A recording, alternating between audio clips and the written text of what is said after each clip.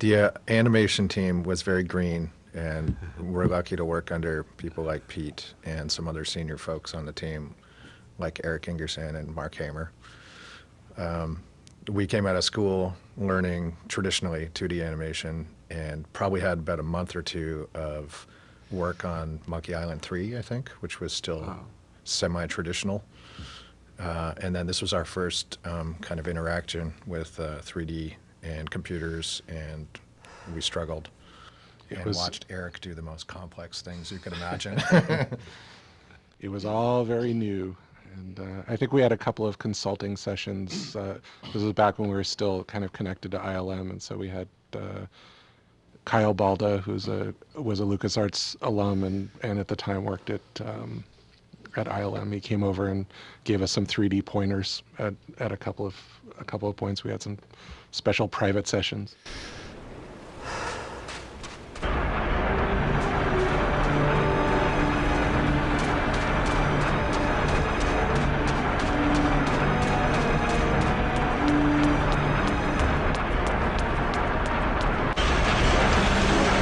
Those look like my sister's curling irons. I was just going to say, those things always scared me. They are truly terrifying. The those curling iron? grinder. No, the grinders. The grinders. The curling irons, to a lesser degree.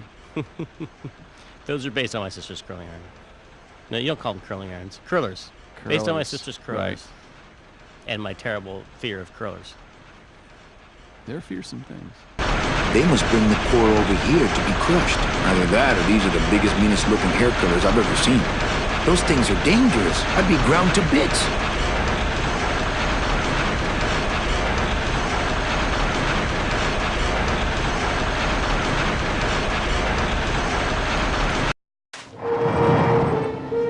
So this whole environment, I think, was worked on around the end of the game, and we had to bring a few other artists on at the end in order to get it all done. Yeah. No, and then I kind of remember that towards the end, because it was just like a skeleton crew, because I think just the budget had gotten so big that I just remember Pete and a few other people working on it for a couple months or something. Yeah. While all of us had to move on to other projects.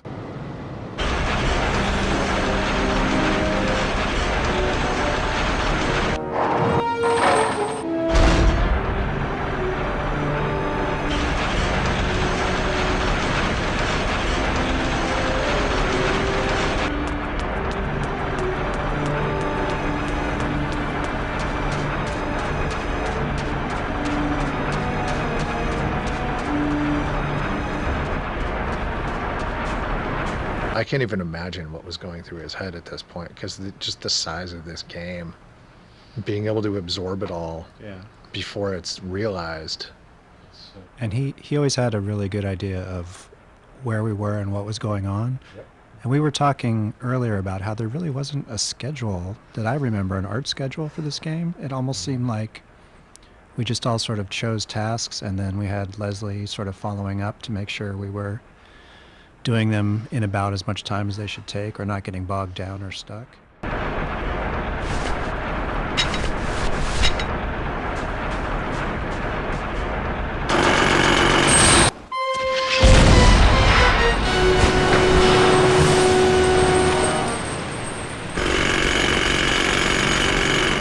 I can see why they don't give these chisels to the new guys.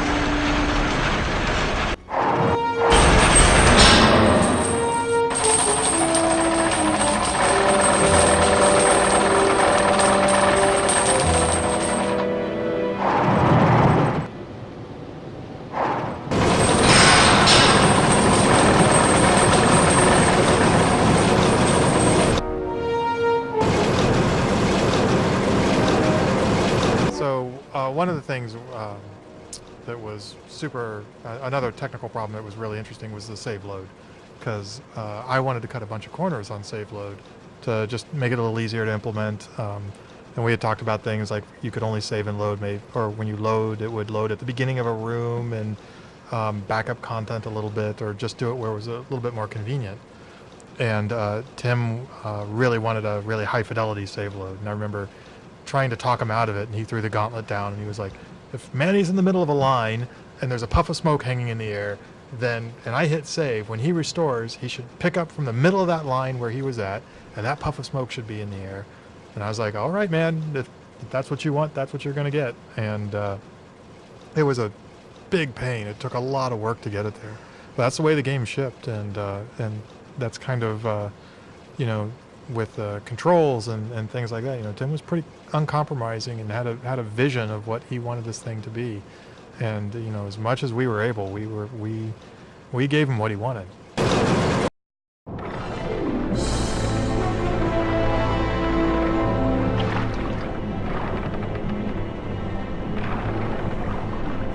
This is where people nowadays would be like, Tim, the ideas you have here about this conveyor belt where you can switch directions and rip a chain with a scoop, it's really complicated, and we could eliminate a lot of work if we just cut this one puzzle. But this is like, no, we went all the way and we fully implemented exactly what I hoped would happen. The conveyor belt would reverse direction, chain would go up and down, Manny would climb down and against the force of water, bunch up the chain. This is all so complicated.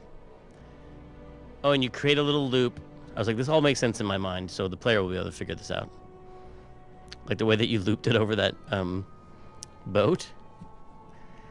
I don't even know if that would work. That's like when you whip a hose to like get it uncaught when you're watering the plants in the backyard, and your hose gets caught. Right, yeah. Do a little whiplash effect, yeah.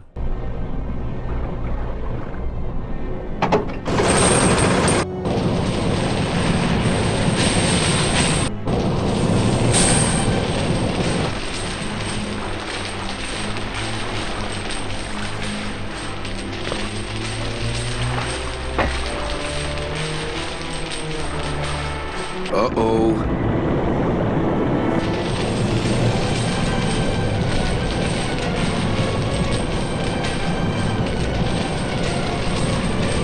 One thing that was a little weird on animating all this underwater stuff, when you animated a little section like Manny jumping off the conveyor belt or climbing up a chain or getting dragged along by a boat or whatever, you would always try to add that element of the physics of being underwater. Yeah.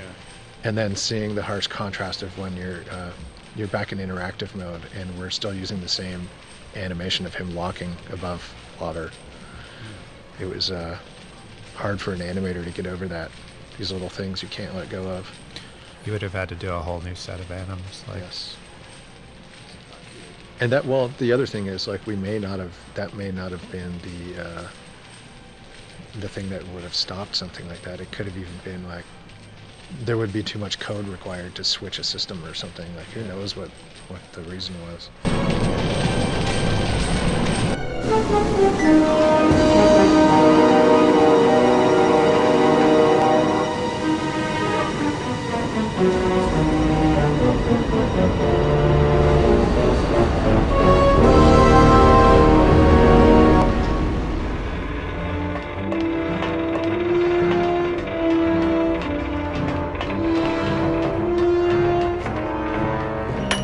I remember being really, see how their hands kind of clip through their sleeves? I remember being really annoyed by that as an animator, having to settle to do it because you couldn't get the poses or the lines you needed without making things kind of collide. It's something we just had to kind of live with. And something we still live with today. Gladys! You're okay. Well, it hurt a little when I hit, but my head cracked open an aft panel here. I gotta tell you, carnal, I thought you were dead. Oh, Manny, I've been having a great time. Listen. I ask you, is there an engine that can resist the love that's in these hands? Apparently not. I think this baby's our ticket out of here. Oh, yeah, good point. I was just wrenching it for fun, but your idea's good, too.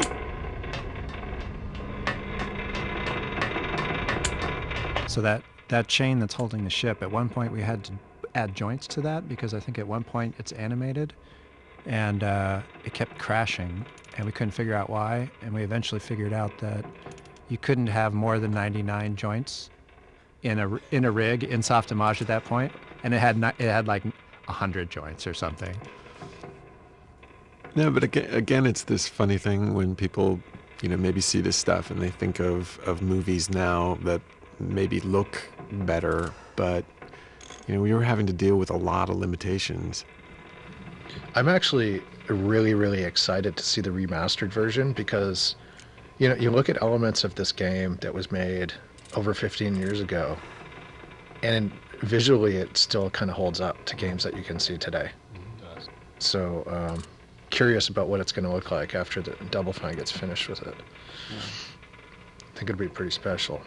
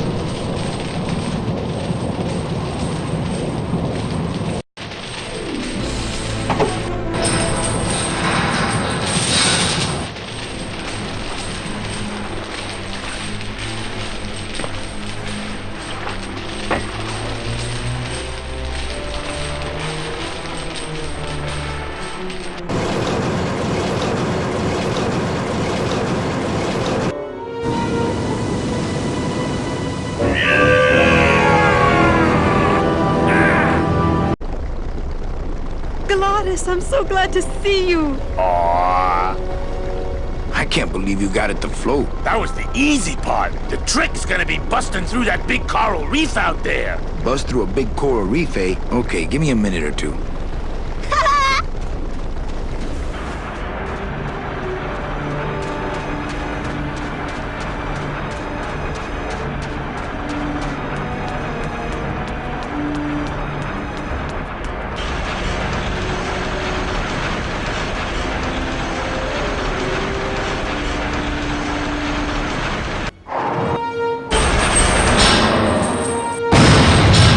Oh yeah, this will do just fine.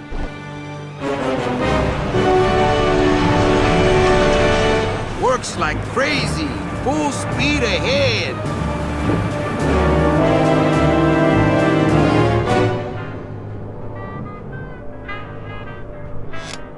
What? Oh. So are you really going to bring me back and try to get your old job again? There's no job for me now except to bring you and everyone else here to the end of the road. But if you aren't going to use me to get your job back, why did you spend all this time trying to find me? Meche, I needed to find you.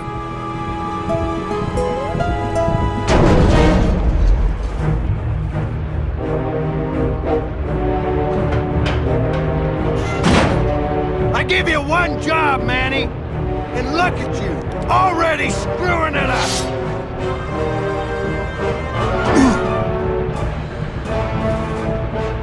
I suppose you realize that this is gonna go down on your permanent record.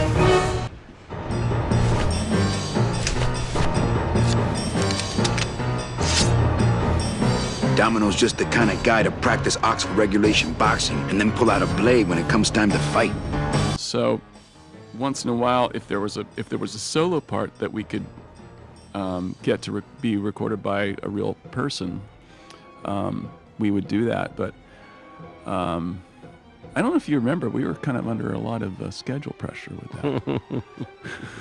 I do remember some. And people were like, one late night or two. There was a late night or two. And then there was like, you're spending $13,000 on live musicians? Are you crazy?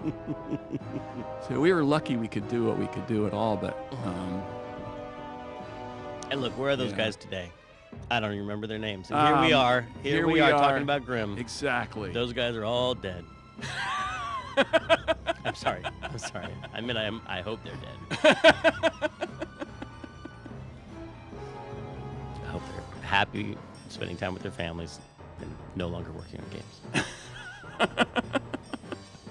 Which I think actually is true.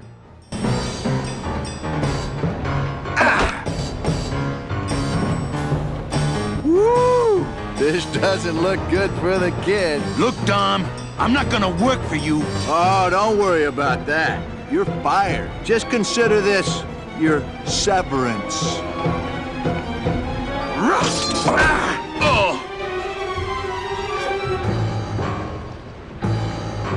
What are you doing away from your desk anyway? I'm sending this domino back to the bone pile. That's the squishiest looking periscope I've ever seen.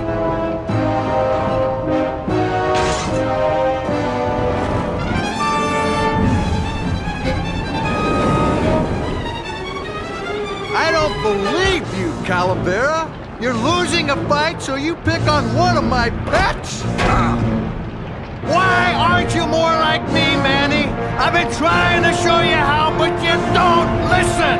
If you just adopt the proper attitude, just look what could happen to